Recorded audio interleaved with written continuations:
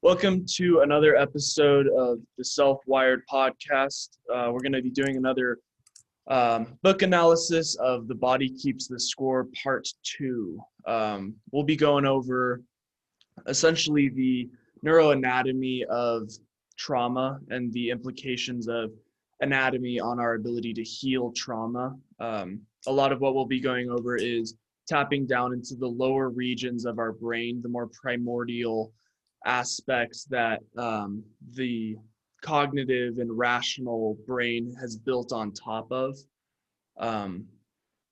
Yeah, I'm excited to get into this with you, Noah. You have anything to say off the bat? No, that's not really. I mean, it's going to be. I think this part's very dense in terms of like the neuroscience and the ways of explaining things. He's starting to get into like the meat and potatoes of stuff. So we tried to distill that into a fairly coherent narrative to kind of understand the dynamics of trauma and what people are experiencing, and also certain practices that you can use, the bottom-up practices that you can use from listening to the body and being based in the body, how that can be a very effective approach to helping people resolve their trauma and their stressors. So yeah, let's just go ahead and dive right into it with this scene here. So we're in the Master Chef kitchen, and this is based off of an analogy or a metaphor that Kolk himself uses. However, he uses a watchtower as well, but we've used, the great Gordon Ramsay as our watchtower in this case, because if you know anything about Master Chef, the cooks are here on the floor, and at the top you have the judges kind of watching them cook. In the case of this metaphor, what the cook is the thalamus. The thalamus aggregates all of the sensory stimulus from the outside world, and they're trying to put it into this soup that is how you process information and how you are how you are aggregating the stimulus into like a coherent structure in your life. Yeah. So that's it's your the chef narrative of this is what's happening to me, essentially. It's the story you're telling yourself about your environment. Right, and that's not necessarily like it's not necessarily conscious. The thalamus is the lower brain structures we'll see, but it's just highlighting that the thalamus as the cook is kind of responsible for taking all these ingredients and putting them together and making something out of it. But in the case that there is a smoke or something goes awry, you have to have a smoke detector there, right? And what the smoke detector is the amygdala and the hippocampus. These two work together because the hippocampus is a region of the brain that helps with, it retains memory, or it helps to retain memories.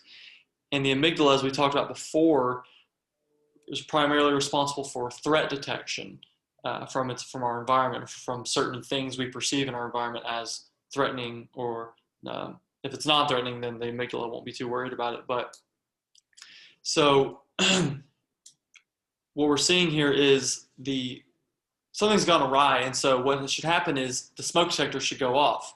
The threat should be detected, and your physiology upregulates.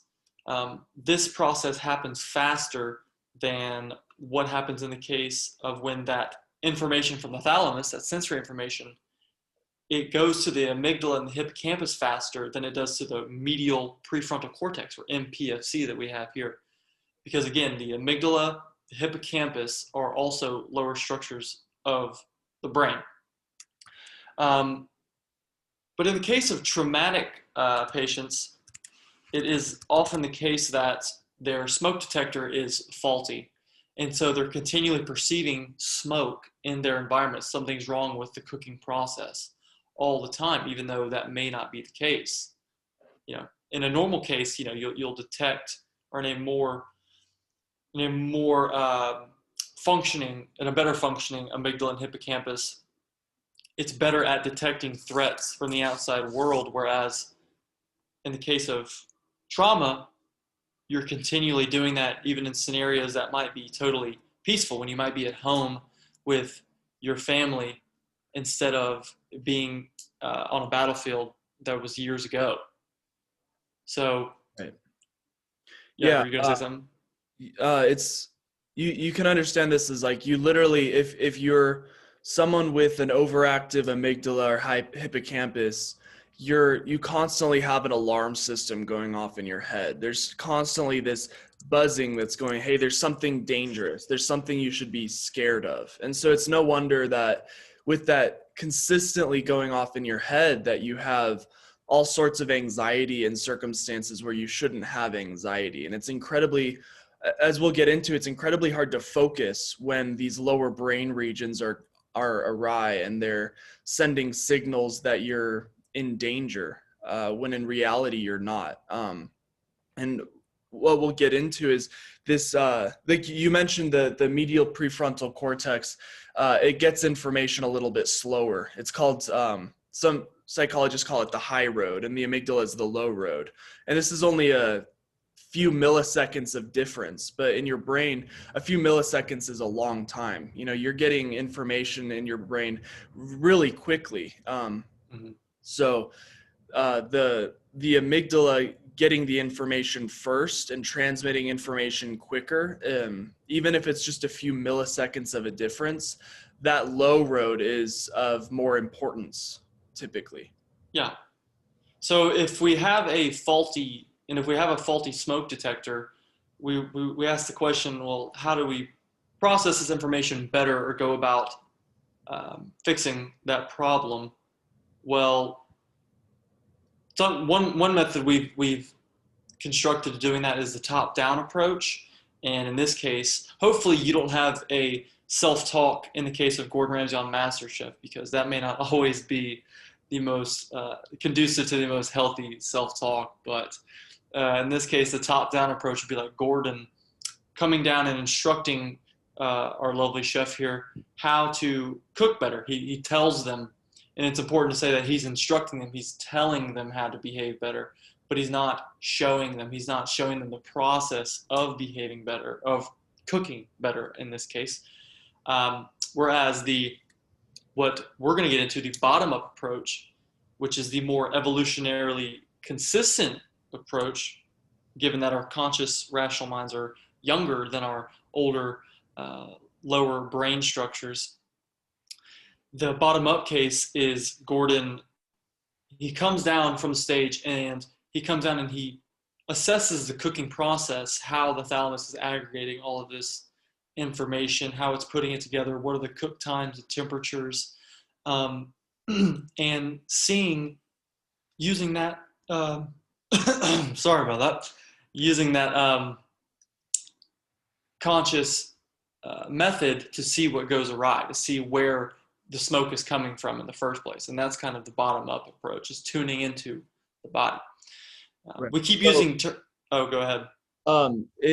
Just to kind of reiterate the metaphor, in a healthy system, Gordon Ramsay, the medial prefrontal cortex might be able to come down to the thalamus. The thalamus knows something's awry, and so the medial prefrontal cortex can go, oh, it's not a big deal. It was just, say something fell off into the heat source and created more smoke than was necessary. So then they can go kind of turn off that smoke detector and everything goes back to normal. Whereas maybe today Gordon Ramsay's in a bit of a mood, as he typically is. He might go, you're an idiot. The whole dish is ruined. You're going to have to start from scratch. And the thalamus, this cook, might not even be able to turn off that alarm system. That he might just leave it on while he frantically attempts to save the dish. So it's interesting to see how in a broken down system, in a system that's traumatized and experienced psychological impact, the rational functioning is becomes overridden by the adrenaline of and the chaos of something possibly going wrong. So yeah, I just wanted to kind of reiterate that metaphor a little bit. Yeah, and let's dive into why it's the case that often the conscious brain gets overridden. Why Gordon Ramsay would be uh, kind of, in a sense, he wouldn't be able to help the cook. The cook has to figure it out himself. So what we're seeing here is, if you look in this picture on the top left of the reptilian, limbic, and neocortex, you see over time this, like, over the span of evolution, this building up on top of older structures. That's why we keep getting into this top down and bottom up approach. We're primarily looking at the bottom up approach because it is the more instantiated form of it's basing its methods off of targeting these more basic processes. In this case, the lower functions, they regulate our physiological needs, our bodily processes, our bodily feelings. And then you go a little bit up on Maslow's hierarchy, you see safety and security and love and belonging, which belong to, like, that limbic and emotional feeling brain. And then it's when we get to the cortex that we have those aspects of this higher order self-actualization, self-esteem. We can't necessarily tap into those higher order structures, however, when we are stressed. We have to, because we're reverting to the body. The body is activated when we're stressed, and these older, more fundamental structures, think again of the hierarchy, they have more grounding. And so if they're not stable, then the higher structures can't stand. And so that's one way of thinking about how the lower brain the emotions can hijack the rational brain. Right. Yeah. This rational brain is very little of the surface area of your brain. This is about 30%. So, like you were getting to, we build on top of older structures. It's not that the whole brain is designated to the aspects that in our society we like to use, like, rational thinking, problem solving, all this higher order utility. It's mostly these survival functions. So yeah, if you revert back to Maslow's hierarchy of needs, the first two are, a big chunk of this triangle. We need to make sure that we've got shelter, food, water, we're safe. Once that's taken care of, we can use our brain. And if it's not getting taken care of, these deeper structures, they're going to override everything else. They're going to go, okay, we don't have time for your job. We're going to do my job right now. We need to survive, because we're built for danger, essentially. Nature is incredibly dangerous most times, and safety, security, and food aren't something that's readily available or has been readily available for the majority of human history. So that's why these are such a huge aspect of who we are as humans. That's why there's as organisms. Yeah, that's why they have the ability to override something as important as rational function. Yeah, and so our rational brain, our neocortex, it can easily become hijacked by our emotions, because, again, these emotions are basing themselves off of more fun. They're seeking to satisfy. They're signals telling you to satisfy more fundamental needs, essentially, to return you to a place of safety, physical safety, even if you're in a dangerous environment, or if you're perceiving a dangerous environment. In the case of traumatized people, where they are out of tune with their present environment, they're not living in the present moment, and their brain is perceiving themselves in a stressful environment. So they're activating that stress response to try and move them away from the stressful environment, to get them to safety. And also, as we'll talk about, you can get these emotions are hijacking you, much like a horse when weather becomes terrible. It'll hijack. You can't control the horse, and the horse will just take off. I know I kind of jumped ahead to that slide that we have next, but I'm saying this also to show that the brain is formed in a use-dependent manner. So if we're continually stressed and we're continually perceiving threats in our environment, our brain's going to get used to that signal, and that just makes it that much harder to get out of the stress response. Right.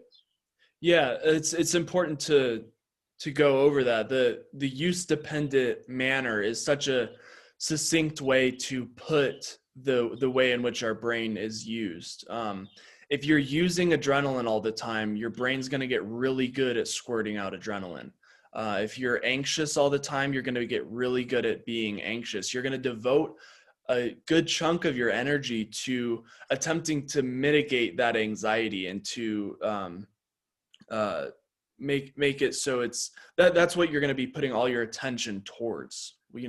You see what you're looking for. And another aspect of this that van der Kolk has a little bit of a motif throughout the book is after trauma, the world is experienced with a new nervous system.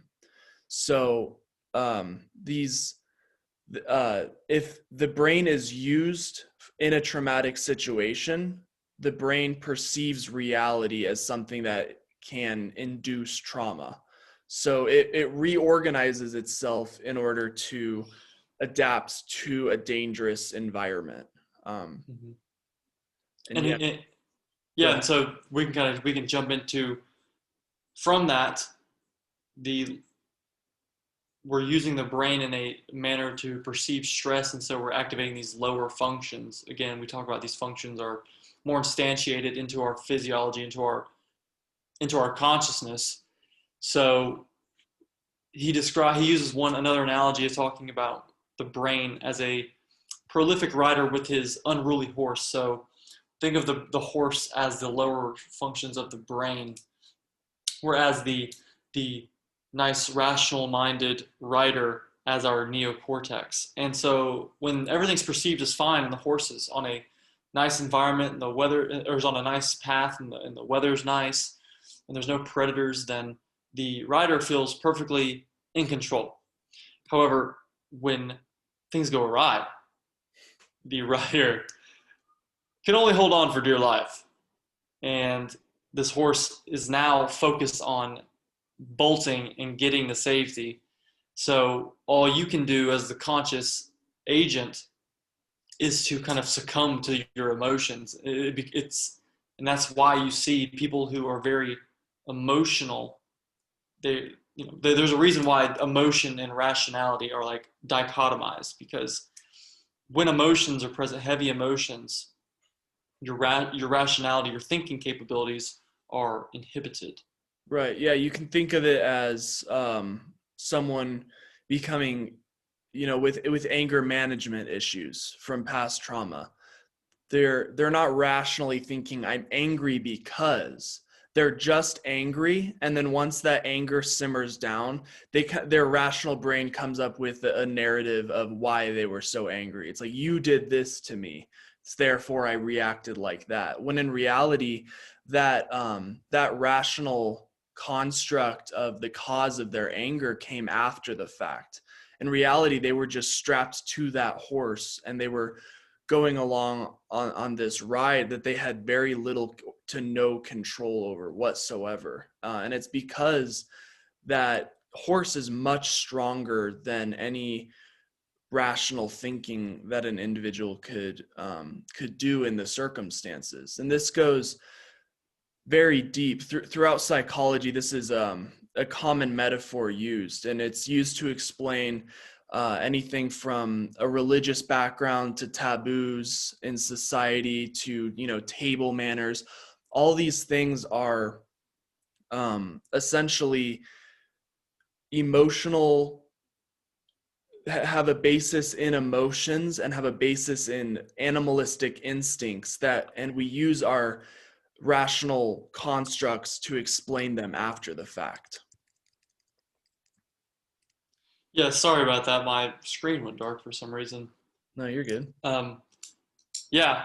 I mean, that it's well put when you said that, and we have to again remember that this lightning bolt, in this case, the bad weather, was the perceived stress response that set off this horse, the lower brain, to take off, and leaving the rider, the conscious part of the brain, rendered unable to control anything. So when we have to now look at the three fundamental responses to coping with this lightning bolt, this stressor, and that is the focused, frantic, or collapse response. Kolk describes this. Well, you're seeing these three figures below. Those are addressing the frantic or collapse response. We don't have a picture of the focus response. However, the focus response is primarily rooted, it stems from social engagement. It stems from when you are stressed or when you feel a threat to your social connections with others, because human beings are social creatures. We know this. That is one of the factors that led to, the immense growth of our brains, on top of like nutritional factors and etc. But the social aspect of humans is what gives us this ability to have a focused response in stress, because we reach out with our facial expressions and with our I don't want to say emotions, but we reach out. Like I'm thinking primarily of facial expressions to signal to others that we're in a stressful situation, and we need people to come to the aid to help us. Like when you're a child, that's how you signal to get out of a stressful situation, to have someone come to your aid, have mom or dad come to your aid. And if that's unavailable, then we go to this frantic response, where now the organism's physiologically wired to, again, tap into that lower brain to meet those needs. You can't really do that as a baby, which is probably why if you experience neglect as a child, then you'll have these deep psychological stressors that stem from an origin you can't really articulate, given that you have no access. You had no access to that focused response. But in the case of, say, someone, I think he talks about a girl who was raped. In that case, there's no one there to help her in the focused response. No one to socially to get her out of that situation. So her body, her physiology reverted to fighting or trying to run away. However, if her perpetrator holds her down, and there's feeling of no escape from that environment, then the collapse response sets in, and that is reaching into the reptilian brain of shutting down the organism completely to preserve all of its energy. You think of like a mammal, or you think of reptiles in a pet shop, because Kolk uses this as well. If you go into a pet shop, you'll see mammals. They're much more sociable, and like they play together. Whereas a reptile, you'll see a snake or a lizard, it'll be kind of keeping to itself in the corner, very dormant. And that's a way of thinking about what the reptilian collapse response is like this final means to preserve all forms of energy when the stressor seems inescapable. A lot of the time what you see in a traumatized individual is they get stuck in the response that they had during the initial traumatic event.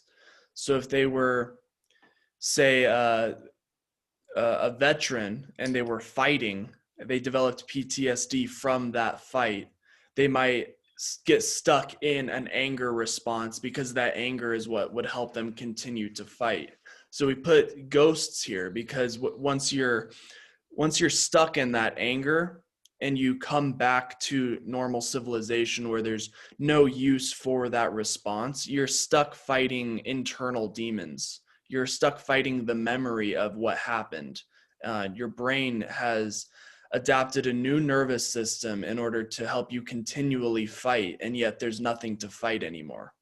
Yet you're still fighting internally. And like you were getting at, if you're in a situation where you were not able to fight back, you were overpowered, or you were confined in a situation where there was no ability for you to move, you develop this there's this idea of learned helplessness. So you learn that you're incapable of fighting. So you might as well, just kind of give up, go limp. And then your body goes, okay, well, if you're not able to fight back, we're going to numb you so there's not as much pain. And so what we'll get into is how these people get stuck in that numb sensation, or they get stuck in that angry sensation, or essentially whatever emotion was present at the onset of the trauma is what sticks with the individual until they integrate that traumatic experience. Yeah, before we'll get into that, I want to talk kind of work top down, I guess, with these stress responses. So we have focus at the top, then we revert to the frantic, and then the collapsed.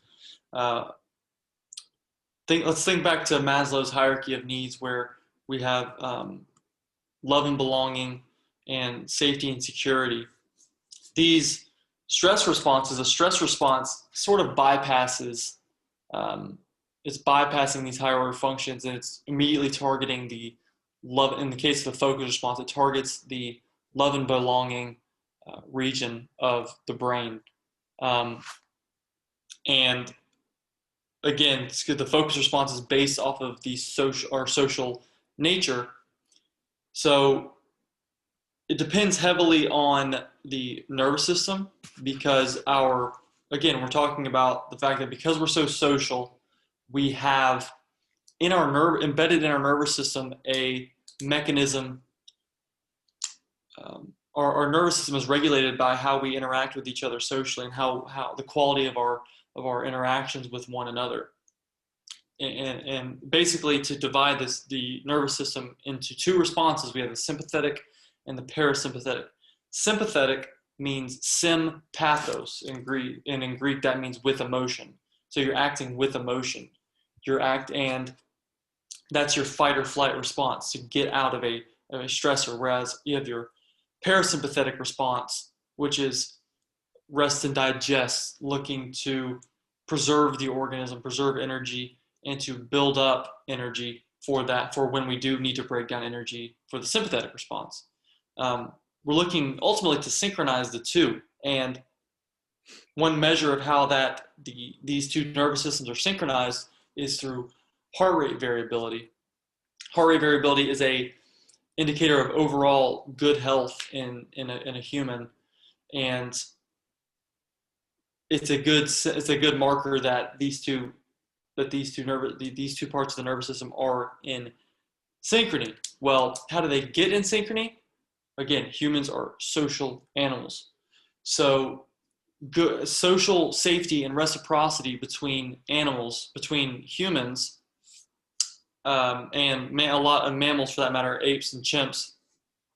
It stimulates this ventral vagal complex, which is this complex of neurons in your vagal nerve, which ties from your intestinal tract and your heart and your lungs up to the 10th cranial nerve, the vagal nerve. And a lot of our energy is devoted to connecting with others. And so this system is very important in terms of how should I say this? It's stimulated as we interact well with others. And when we interact well with others, we're synchronizing our nervous system.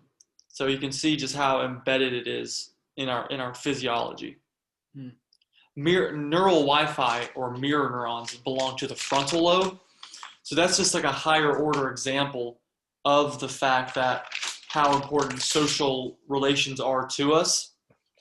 But traumatized people can't really tap into the neural Wi-Fi, because again, that's part of the frontal lobes, and the frontal lobe having to do with like the sense of self and self-actualization, self-esteem. Those are not activated in traumatized people. But again, it just goes to show our social nature. So when we're stressed, we have the focus response, and we reach out for others. And when that's not able to work, then we go to that frantic physiological response. So the social implications behind trauma are huge. Cole talks about that social support is like the best determinant for relieving oneself of stress and trauma. Mm. And so we see these two smiling chimps, and we also have he also talked about Charles Darwin and Paul Ekman, who Charles Darwin, as we know, highlights as kind of the pioneer in the founder of evolutionary theory. And it just goes to show how instantiated this is in human beings from our primate ancestors and in mammals in general, because we know that just from connecting, we can connect with other mammals and kind of relieve stress in a similar way, not just humans. So like the connection aspect is huge. Right. So one thing that we haven't necessarily gone over to in detail is what these mirror neurons are. So the first experiments in 1990 were done on chimpanzees. So they're looking into the brain of a chimp, and they're seeing kind of the neural network and everything. They have them facing another chimp. They see that chimp take food, for example, put it in their mouth. And then what they see on these neuroimaging, and with this neuroimaging technology, is the same neurons that the chimp who's eating something is using to use their arm to reach out, to chew, to taste, everything is going on in the other chimp, even though they're not eating as well. So it's easy enough to understand we mirror what we see in our own brains. And this is essentially the seat of empathy. You are able to put yourself in the shoes of the person or the chimpanzee sitting in front of you and mirror what they're doing in your own body, even though you're not physically doing it. So Paul Ekman is the leading researcher in facial expressions and micro expressions, as well as general psychological studies in emotion. So Basil van der Kolk had he used Charles Darwin's book regarding emotions and facial expressions that are shared throughout the mammalian kingdom in order to understand the evolutionary ideas regarding emotions. And so what he found was that we share a lot of the same body language and facial expressions as other mammals. And Paul Ekman took this a lot farther and essentially showed that we can understand the emotional state of the person sitting in front of us by reading their face and body language, their nonverbal communication.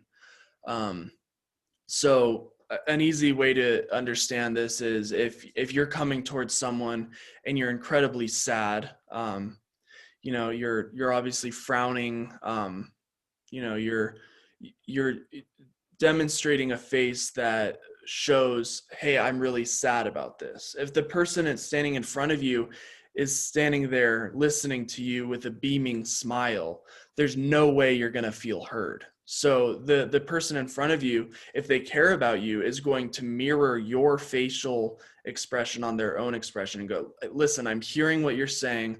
I'm sad as well. We're in this together.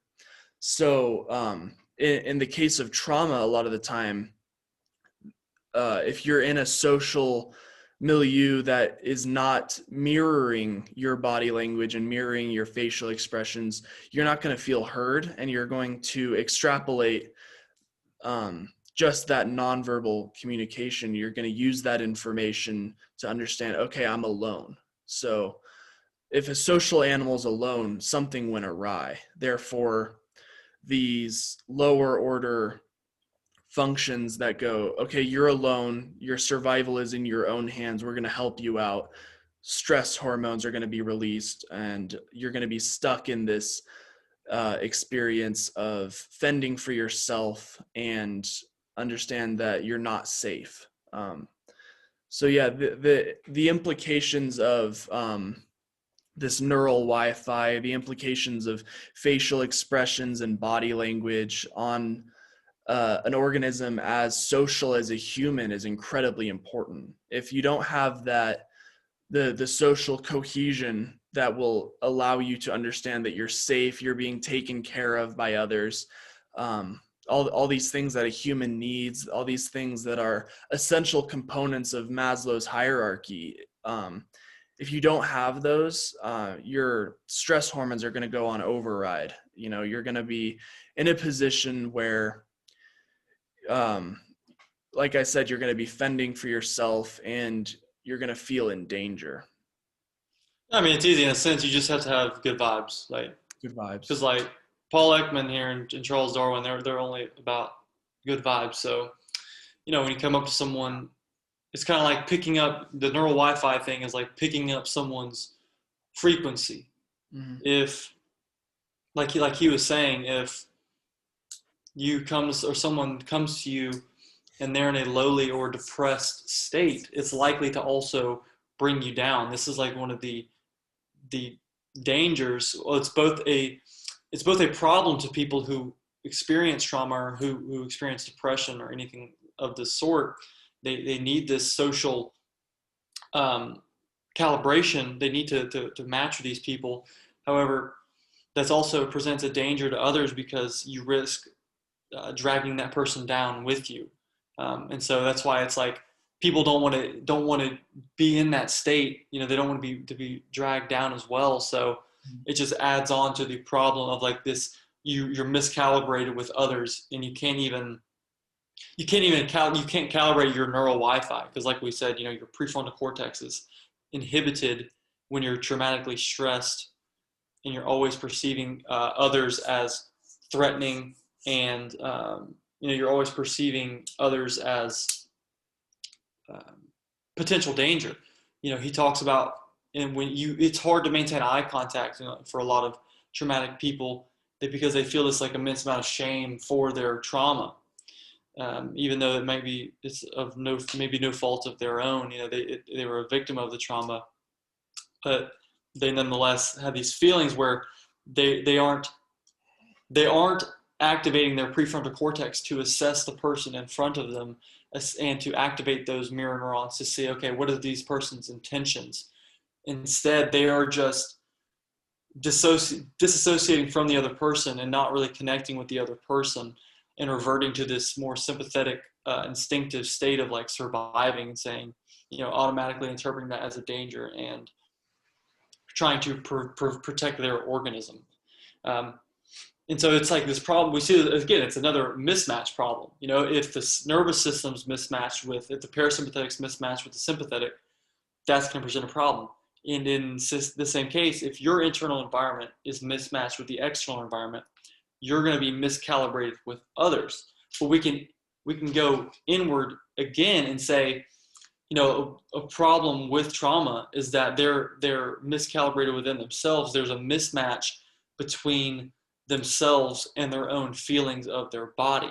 And this is where we get into a study that Kolk talks about, where they use 18 quote normal people who weren't diagnosed with having trauma. They were placed in a brain scanner and told to think of nothing in particular and only to practice on their breathing, which is like a form of mindfulness meditation we'll talk about. And when these people did it, this default mode network or default state network was activated. And when that was activated, these people kind of reverted to thinking about themselves. Whereas in the case of trauma, they were in the brain scanner practicing this breathing and trying not to think of anything really. But their default mode didn't come online, and neither did all these other parts of the brain. The medial prefrontal cortex, you can see highlighted right here at the top. That's the medial prefrontal cortex. And you can think of the default mode as like, he calls it this mohawk of self-awareness. So it's really like this line here. That's kind of like this region of the brain. When it gets lit up, that's like your default mode network when all those fire together. But yeah, you can see here the parietal lobes, the anterior cingulate, and the insula, which are all just regions they're regions to self-assess when you feel emotions in your body, or like when you feel emotions viscerally. those parts of your brain are there to kind of register and assess, okay, why am I feeling that way? Well, in traumatic people, that doesn't become activated. So they can't bring themselves in tune with their bodies. We're seeing that play out in their brains. We're seeing like they're not taking their feelings into account. They're not taking their feelings into account of the event, and so they never really get to the root cause of the problem. And, The you want to note on this second note about the car keys? Yeah, that's what I was getting to, is that one thing that Van der Kolk would do continuously with some of these traumatized people that were stuck in this collapsed response is have them close their eyes and put something like car keys or maybe a coin in their hand, ask them, what's in your hand? And they would essentially have no idea. So it's incredibly interesting because obviously a huge part of counseling is a reconnection with the emotions. It's kind of a cliche therapist question. How do you feel about that? How does that make you feel? And what they're essentially referring to is your emotions. What's your emotional state when you are talking about this event that happened in your childhood, for example? How do you feel? Well, a lot of people in the end, they get asked their emotions, like how do they feel about something. They don't physically or literally address what is your body feeling, like what do you feel in that moment. They kind of say, well, I feel this way or I feel that way about it. And then you would go on to say, well, why do you feel that way and why do you think that might stem from? But you're not asking, okay, you feel this way you feel this way about a certain thing. Tell me, what do you physically feel about that? Yeah. Sorry, didn't mean to interject there, but you're good. The interesting thing is the emotions are obviously a huge aspect of this, but the genuine feelings inside the body are gone as well. The individual might not be able to put words to the emotional trauma, but alongside that, they can't put language, or they can't feel genuine sensation. So it's that has huge implications on our understanding of emotions, is that it's not just some emotion that you can't really like touch. Emotions, like emotions aren't necessarily like real. They're just chemicals and hormones that you're going through. You can kind of just ignore emotions. That's not factual at all. Emotions are intricately connected to the actual sensations on our skin, on our muscles, inside of our own body. So obviously this refers back to the title of the book, The Body Keeps the Score. While we're working with emotions, we can't forget the body, because emotions and the body are part of the same system. They're connected in a level that is mind-blowing. We're going to get into kind of the somatic symptoms that come along with an emotional trauma, because these touch sensations, these emotional sensations, and the body's response to them are tied together and inseparable. Yeah, and people, in the case of trauma, people are dissociated from that feeling, that connection between the feeling of what they feel from a traumatic event and registering and assessing that, why do I feel that way? They kind of have dampened down that response, whether it be instantaneous, where they immediately inhabited that. It might vary from individual, or in the case of he talks about this couple, Stan and Uta, where like one person will react with a more frantic response, where they like inhabit that fight or flight, remove myself from the stimulus response, and some people will bypass that totally and go right to the collapse response. Why that's the case, that might have to do more developmentally. I know he talked about with Uta, it stemmed from her collapse response was kind of a response she'd learned from childhood when her mother would verbally abuse her. And so that also ties in well with the fact that the brain depends on it. It has a use dependent manner. So like if you're using the brain that way if you're used to a collapse response, when another stressor presents itself, you're more likely to become collapsed.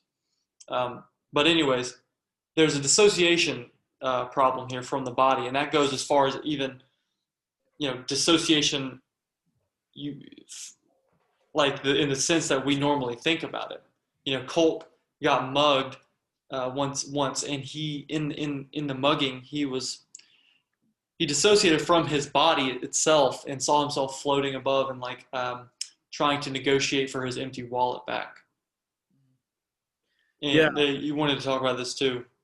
Yeah, I don't know if you've ever had an experience like this, but it's kind of interesting to see that there, essentially, like we have noted down here, you can literally induce an out-of-body experience by sending an electrical current through the temporal parietal junction. So, for those of you that don't know, your neurons work with the same kind of electricity that is, running through your house or, powering the laptop that you're listening to this on. And so you can, say, move someone's hand by sending an electrical current through a certain part, or you can induce a fear response by sending an electrical current through the amygdala, or, you can manipulate the brain using electricity. So what it tells us that we can send an electrical current through the parietal junction and induce an out-of-body experience is that your body comes equipped with this experience ready. So essentially the reason behind this is if you're in a situation that you're not going to get out of, like you're surrounded by knife-wielding teenagers, your body doesn't want you to go through unnecessary pain, and it wants to set up means of protecting you, even if it can't protect you physically. So we disassociate. We literally come out of our body because the body is not necessarily useful to a fulfilling experience anymore. What we see in someone who's disassociated, they can't feel car keys in their hands, they can't feel their emotions, they're numb, is they're essentially stuck in this disassociated experience. They're kind of just like floating through life. Mm-hmm. Yeah, this is an exacerbated form of removing oneself from their body, from their feelings, to kind of alleviate themselves of like the intense visceral feelings of pain and terror. He talks about this neuroscientist, a neurologist, I believe, I don't know the difference, honestly, but he's a neuroscientist. Antonio Damasio, he had a book called The Feeling of What Happens, and in it, he talks about how these areas of the brain that are responsible for registering background feelings, emotions, are very close in relation to areas of the brain that regulate normal physiological processing, stuff that we don't consciously think about. It's because you cannot assess one's overall emotional state without, again, addressing that more fundamental Maslow's hierarchy. You cannot address one's emotional state without first going to addressing the physiological function of the body. And that includes breathing, sleeping, eating, pooping. And that's also why you see in a lot of cases of like stressors, and we talked about the placebo before, and why the placebo works, and a lot of these is like it just goes to show the psychological nature of disease, and how there's physical manifestations of psychological problems like fibromyalgia, IBS, asthma, and chronic fatigue. We also talked about pain and depression in our previous podcast. He also said, Damasio had some interesting quotes from this in this book as well. He also said that emotions are the musical variations of primordial feelings or something like that. And what I got from that was like the emotion can only approximate the state of the body in itself. It's like it can never truly address it in its entirety. I don't know what you would make of that, but it was just very a colorful quote to kind of sum up the like the importance of emotions and the importance of feeling these emotions to assessing the trauma, assessing our why we feel certain ways in certain scenarios. Right. Yeah. These background feelings are incredibly important to an ordinary life. Uh, if we're not feeling what we need to feel, we don't have a sense of life. You can kind of think of Mm-hmm. it as, your emotions are going on in the background, like you were getting to. They're kind of the music, and then the thoughts going on, your internal dialogue, the story about your environment is, this is the language that goes along with the music in a song. So you don't necessarily want to hear someone sing a cappella. It doesn't sound as good. So if we don't have these background feelings that are alerting us to what's going on in our environment, how do I feel about my environment? Am I hungry? Am I fatigued? Is it time to go to bed? All these things are connected for a reason, and they're connected in order to allow us to move and interact with our environment in a way that's conducive to a fulfilling life and a healthy life. Yeah. So the a thing to just kind of reiterate is that, again, we're seeing the connection between these emotions and these background feelings and the physiology of our life. And it was interesting to read that for a long time, this connection was kind of set aside by Western civilization, even though this is something in the East they've known forever. It's like, obviously the brain and the body are connected. Emotions and the body are the same organism. They work together in order to allow us to do what we need to do in our life. So when the emotions are upset, the physiology that is tied to an emotion is upset as well. He mentioned that traumatized children have are 50% more likely to develop asthma than untraumatized children. So if that doesn't prove this connection, then I don't know what else does. It's the upset of an emotion upsets the breathing, upsets the heart rate, upsets your ability to digest food. It's all one in the same system. And if you take one aspect and it's jarred, and it's, there's some trauma somewhere, the whole system can collapse from that. You're muted, buddy.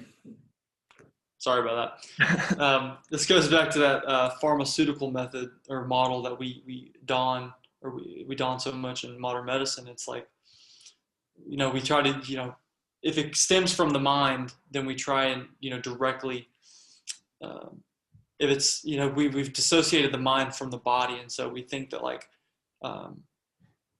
taking into account only if something stems from a psychological origin, an origin of the mind, then we try and use interventions of the mind, which makes sense and helps.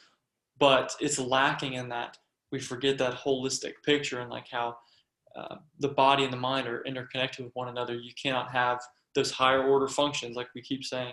The highest doesn't stand without the lowest. So you need the body, and to assess the body to have any way of truly resolving and integrating these stressors, these traumatic events people experience. So we're looking for people they need to develop a sense of what Cole describes as Enteroception, which is an awareness of body-based feelings. And that ties into this quote where what it's saying is, when the quote says, you can't do what you want until you know what you're doing.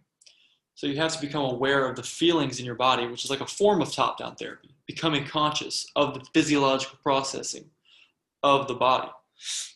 So you have to develop this interoception. That's like the first method in the bottom-up approach, becoming aware of your feelings. And then we go on to talk about some bottom-up practices like mindfulness-based meditation, which is exactly that. You're focusing on the state of your breath, and you're sitting in this quiet space only focusing on your breathing, how you're feeling in that moment. And so when you constantly bring awareness to your physiological state, what you're going to notice is when you become stressed, you'll feel your physiology change, your response change, your nervous system inhabits that more sympathetic state. So you can become more mindful and use consciousness to kind of regulate your physiology. And it's kind of like how the bottom-up approach and the top-down approach kind of intermingled with one another. And so it's also the fact that it's also because we have both a top-down and bottom-up approach that we have trauma in the first place, because you cannot have, if you just have the body, then you just have the you don't have any. It's weird. It's kind of like going back to how an animal functions, in that it doesn't. Animals, they have a natural way of relieving themselves of the trauma because they only have bottom up. I'm thinking of the book Why Zebras Don't Get Ulcers by Robert Sapolsky, where he's kind of talking about how animals will just have this natural way of relieving themselves of traumas, but we have the potential to do that with our conscious minds, and to tune into our bodies. We talked extensively on the ability of humans to regulate their autonomic nervous system in our podcast on the placebo. Mm-hmm. So that's essentially the basis of this mindfulness-based practice. Is the breathing is a semi-autonomic process. So you can kind of tap into your autonomic nervous system by consciously breathing, as opposed to just breathing unconsciously. And Paul Ekman conducted an incredibly interesting study on someone who had been doing mindfulness-based practice for their whole life. This, one of those kids that had been meditating in the Himalayas their whole life, and then they're 40 years old and they come to the West to teach. We have a lot of these people that the West is just now kind of becoming interested in because of the emphasis on mindfulness-based practice in psychology, because it's such a useful technique. So anyway, what Paul Ekman did was he took this person who had 30 to 40 years of meditation practice and put them in had them on video, a slow motion video, in an attempt to register their facial expressions, or their micro expressions, which are tiny muscular shifts that you typically can't see with the naked eye unless you're well trained. So they've got them sat down, and they're gonna see what kind of facial expressions happen when they fire a sound as loud as a gunshot randomly. Most people would jump completely, let alone have a look of fear on their face once this what essentially would be a gunshot sound would occur.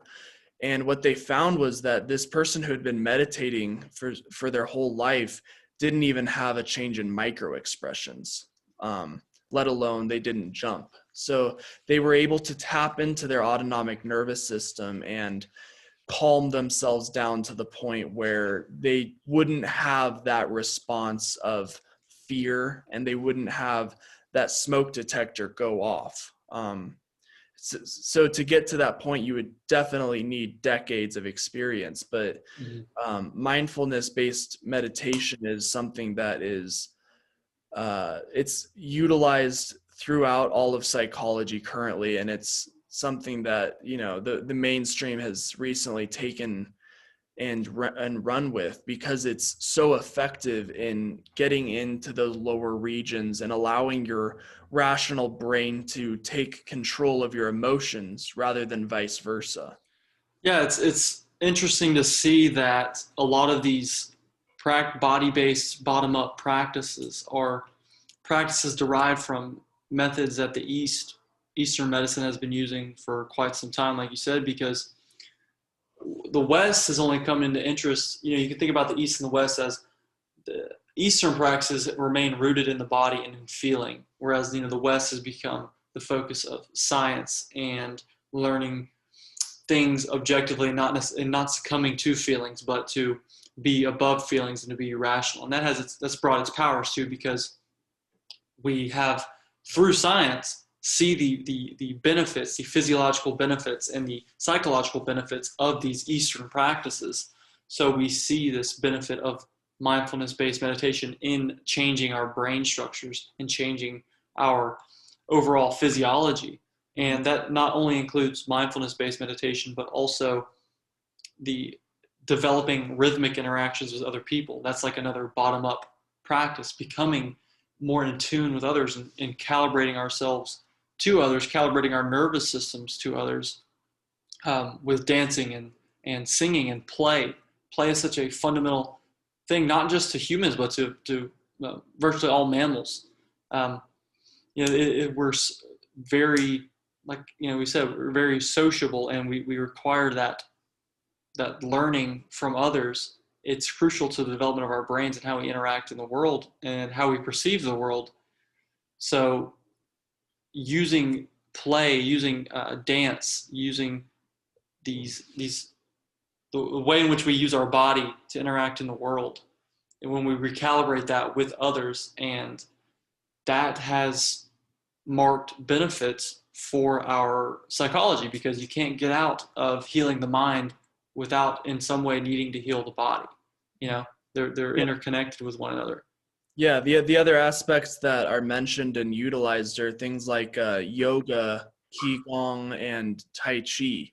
Mm-hmm. Tapping into the body. It's no wonder that diet and exercise are typically prescribed for depression and anxiety, because we've essentially lost our ability to use our body efficiently. We've forgotten how to play, and we've forgotten how to feel our emotions all the way through, and how to connect with our body. And when you're disconnected from that and a trauma happens, it takes a lot of work to reconnect with your disassociated body and feel your emotions again, or not be overpowered by extreme emotions. Yeah, you can't get out of this existence without your body.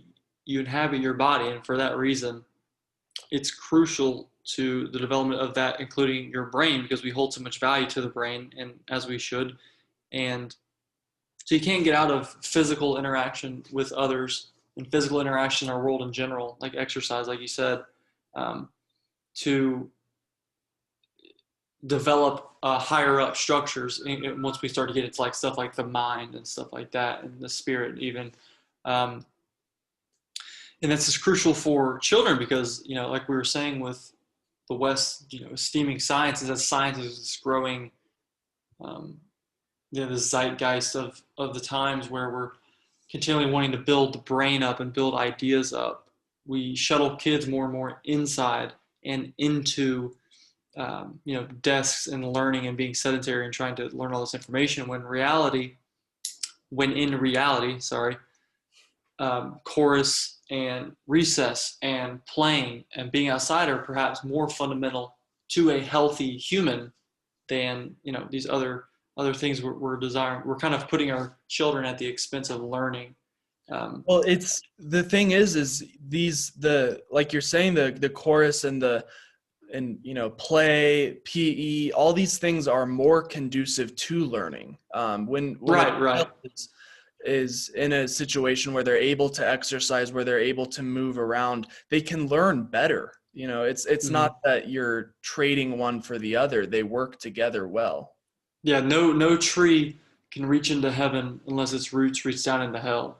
So what that means is you can only become, as like in terms of the body and the body being hell and the mind being heaven, you can only improve your mental faculties as much as you're able to improve your physiological function and interaction in the world. And this isn't just crucial for children. It goes on, and you can take up dancing and getting into a rhythm with others and with something as fundamental and primordial as music, and also wrestling, Brazilian jiu-jitsu, some type of martial art. These are forms of getting back into the body. And even if you don't have trauma, or you don't feel excessively stressed, and if you don't feel excessively stressed, perhaps you partake in some type of practice, physical practice like this. But these are all methods to connecting with other people again, and getting into our bodies and connecting with each other physically. That's why we have in this time of the pandemic, we have huge rising numbers in mental, psychological illness like depression and anxiety. We see these growing numbers as people get away from one another, distance each other, when in reality, we're doing that at the expense of hurting ourselves, I think, much more fundamentally than the virus itself. So it's that's a whole other rabbit hole. But this goes back to, this is all about the body keeps score. So tune into the body, and you'll have a better idea of how to deal with your trauma and resolve your trauma, and at least you'll have a better starting point to working with that. With that, I would like to conclude. Is there any final touches, Landon? Anything else you'd like to talk about from this part?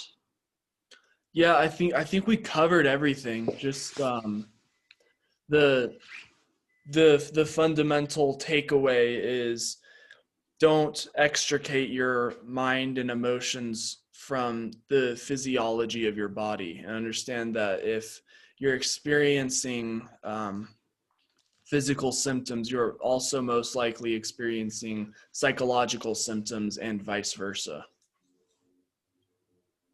Correct. Yeah. And I think, like you said, we've done a good job of this. So we'll see you next week for part 3. looking forward to it, man.